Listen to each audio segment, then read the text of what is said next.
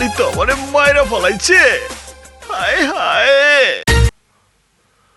আল্লাহর দরবারে লাখ লাখ শুকরিয়া, সওদাগর সাহেব আজ দাওয়াতের ব্যবস্থা করে কিছু গরিব মানুষকে খাওয়ানোর আয়োজন করেছেন। এর জন্য সবাই বলেন সুবহানাল্লাহ। সওদাগর সাহেব কি উদ্দেশ্যে মিলাদ মাহফিলে আয়োজন করেছেন তা বললেন না তো? হুজুর, মনের আশা পূরণ হয়েছে তো, তাই আর কি। মাশাআল্লাহ, সুবহানাল্লাহ। আল্লাহ রাব্বুল ইজ্জত বারেলাহি কারোর মনে কোনো সহি আশা অসম্পূর্ণ রাখেন না। তিনি দয়ালু, তিনি অসীম। আল্লাহ। সওদাগর সাহেব, শুরু করি তাহলে। মৌলানা সাহেব, আপনি শুরু করেন, আমরা একটু ভেতর চাইতেছি। হয় নয়া, আয় তুই একটু ভিতর আয় তো। হুজুর, আপনি শুরু করেন। শুরু করেন, শুরু করেন। জি। আল্লাহুম্মা সাল্লি আলা সাইয়্যিদিনা মাওলানা মুহাম্মদ ওয়া আলা আমার লগে আয়। কইলেই যেতেছেন। কার মিলাদ, কিসের মিলাদ, কিল্লেগের মিলাদ, টানতাছেন কে? বুঝলাম না। হ্যাঁ, আয় উপরে আয়। মিলাদে চোখ চাইতে দেন লাগাই না। দিলি, হ্যাঁ? সকাল সকাল আমারে নিয়ে মিলাদের মধ্যে বহাই দিছ। হ্যাঁ, চল তোর মায়ের কাছে, আমি হাড়ির খবর লিয়া ছাড়ুম। আয়। আরে আরে ওই নয়নের আব্বা, কি হয়েছে? আরে আমি জিগাই হয়েছেটা কি? আমার আব্বা জানরে অবনটাই নামতেছেন গেলা। আরে মিলাদ তো হনি শেষ হয়ে যাবে গা। ওই নয় ক, এই মিলাদটা পড়াইতেছস কেলা? কিসের মনের আশা পূরণ হয়েছে তোর আম্মা জানরে ক। ইয়ে, নয়া একটা বিজনেস শুরু করবার লাগছি, এর লেগা। নয়া বিজনেস শুরু করছস এইটা বুঝলাম, কিন্তু বিজনেস শুরু করার সাথে সাথে ফকির মিসকিনকে খাওয়াইতেছস কেলা? এইটা তো আগে কখনো দেখি নাই। আব্বা জান, এতদিন যা খুঁজে পাই নাই কা, তা খুঁজে পাইছি। হায় আল্লাহ, আমার আব্বা জানে কয় কি? আরে কান মাইয়া দেখতে কেমন ঠিকানা কি? মর জ্বালা, তুমি আবার কি কও তালে বেতালে? আরে মোর ঝালা, ওহনো বুঝবার পারে না কা? আমার আব্বা জানে কি খুঁজে পাইছে। কি খুঁজে পাইছে? আরে আমাগর বউ মারে, আমার আব্বা জানে লাভ ম্যারেজের জিনিস। ও আব্বা জান দেখতে কেমন, কার মাইয়া ঠিকানা কি? তাড়াতাড়ি কও, আমি অক্ষণে তারে এই বাড়ির বউ বানায় নিয়ে আসুম। এত কিছু তো জানি না আম্মা জান। আব্বা জান, মাইয়াটার নামটা তো এখনো জানলাম না। আম্মা জান, ওই মায়ার নাম যাই হোক, আমার কাছে ওর নাম মণি, নয়নের মণি। ওইছে, নাম জানে না, ঠিকানা জানে না, নয়নের মণি। বাংলা ফিল্মের কিচ্ছু আর কি। হায় আল্লাহ, আব্বা জান তাহলে এখন কি হইব? আম্মা জান, আপনি কোনো টেনশন লিয়েন না, পুরো ঢাকা শহরে ম্যাপ আমার চাঁদের মধ্যে।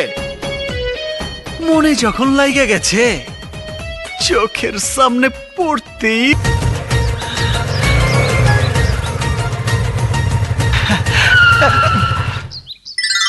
ভাইজান, তুমি খালি এক জায়গায় বয়ে আছো কেলা?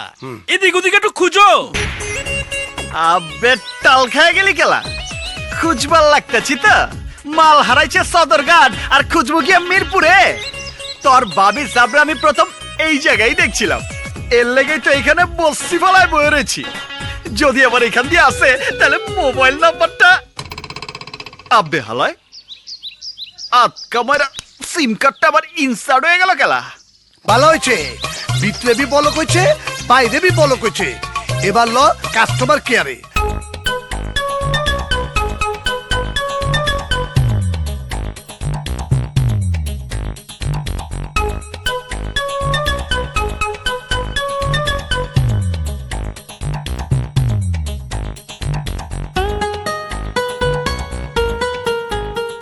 এই যে শোনেন,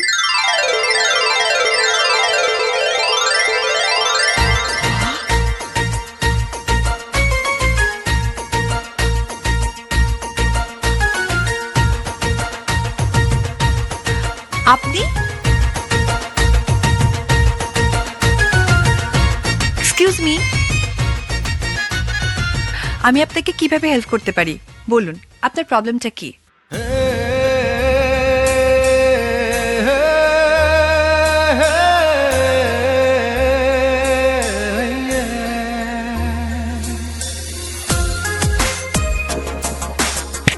হ্যালো, হোয়াট হ্যাপেন?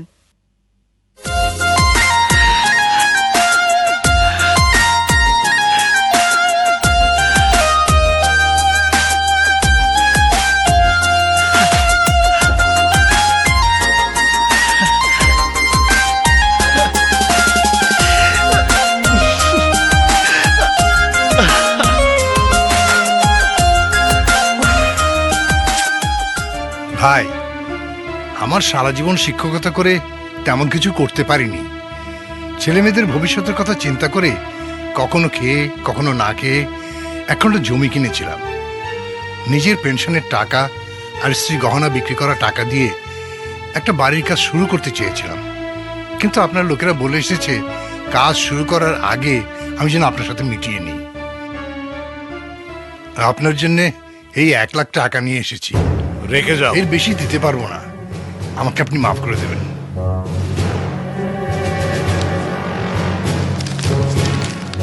আর আপনার লোকদের বলে দেবেন যাতে।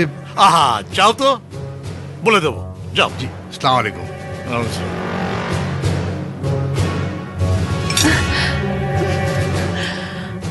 মামনি, শোন,